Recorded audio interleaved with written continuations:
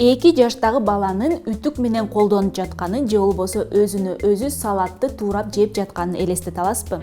Убадалангандай эле мен бүгүн балдарды үй шартында өнүктүрүү жолдору жөнүндө айтып берем, андыктан видеону аягына чейин көрүңүз.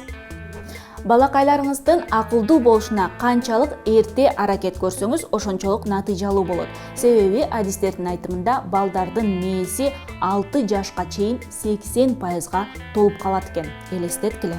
Мисалы, Асан жалаң 5ке окуйт, чет тилдерди билет жана ырларды оңой эле жаттап алат. Жана Үсөн мектепте жалаң 2-3ке окуйт, тексттерди жаттай албайт жана чет тилдерди окуу ал үчүн абдан оор турат. Жана Үсөндүн ата-энеси Асанга салыштырып, сен келесиосуң мээң иштебейт деп билимге болгон умтулуусун таптакыр жок кылат.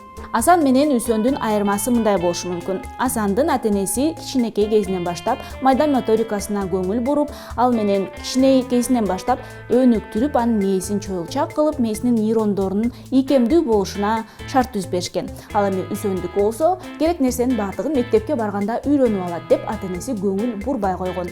Айырмасы мына ушундай болушу мүмкүн.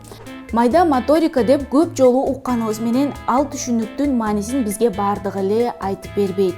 Көрсө, мээнин жакшы иштеши мына ушул манжалардын кыймылынын көп болушуна байланыштуу болот экен.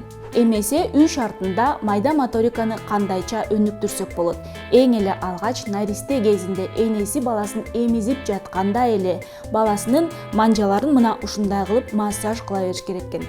Элестетип көрүңүз, 2 жыл эмизе берип, күндө ушундай массаж жасаган баланын кандай мүмкүнчүлүктөрү болот келечекте. Үй шартында майда моториканы өнүктүрүүдө Монтессори педагогикасы жакшы мисал боло алат экен. Буга чейин мен Монтессори бала бакчаны иштеткен адистен интервью алган элем.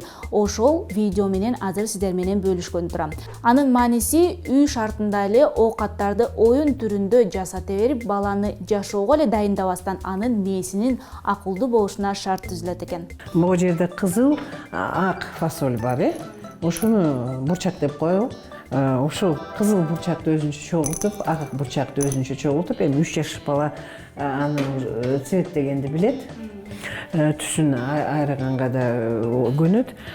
Бир жагы ошо бир идиштен бир идишке салыш, экинчи жагы бөлүш, сортировка деп коет. Колдору дагы Колдору иштейт, ооба, кол иштегенде мээси иштейт. түктөгөндү канча жашынан баштап берсе болот балага? 2,5 жашынан 3 жашка чейин үтүктү карматабыз балага. Биз моминтип кармап көрбөйбүз балага, көрсөтпөйбүз. Үтүктү сайганда үйрөтөбүз. Үтүктү сайгандан кийин үтүк ысыйт. Ысыгандан кийин моминтип эле бул жерди үтүктөйбүз. Үтүктөгөндөн кийин кармап көрөбүз бул жерди. Жылыптыр, анда жылыптыр. Ошондо салфетканы алып туруп жаябыз. Салфетканын үстүнө жайгандан кийин сол болду. Артыбызга безопасность. Бияк үтүктөп туруп, кайра ордуна коюп, оңдосоң оңдойсуң. Ар бир жумушту көрсөтүп беребиз. Ар бир жумушту. Же бул, например, складывание салфеток деген салфетка бар, мына карабайсызбы? Тигилген аргандай. Бала биякта сол колдо отурат. Тигилишине жараша. Тигилишине жараша бүктөбүз да, муну көрсөтүп коебуз. Алдыкпы?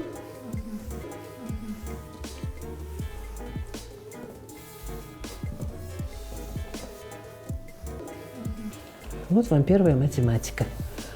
Первая геометрия. Бул эми өзүнө жардамдашканы, же бул столду тактаган үйдө жазап берсе болбойбу? Болот. Идиш бар, алып бар. Көрсөтсөңүз, бир жолу көрсөтүп берсеңиз, кичинекей балдарга биз мындай кылып туруп подсказка жазап беребиз. Мындай салфетка. Садикте эми Ордуна коюшат. Ордуна коюшат, да. Кашык бул жерде сүйлөбөйбүз. Любой разговор рассеивает, да, ар бир сүйлөгөнү баланын концентрациясын алат. Эчтекени сүйлөбөйлү, жөн эле көрсөтөбүз. Бул тарелканы койдукпу, бияка муну койдук. Бүттү. А это салфетка. Бир жолу көрсөтүп беребиз ушуну. Анан кийин балдар өздөрү өзүнө тамак салат, өздөрүнүн столун даярдайт. Өзүнөн кийин тамакты тарелкаларды тазалап, идишти чогултуп эметип коюшат. Бул видео сизге пайдалуу болсо лайк басыңыз. Эгерде ушундай материалдарды дагы көрөм десеңиз, каналга катталып, коңгуроону басканды унутпаңыз.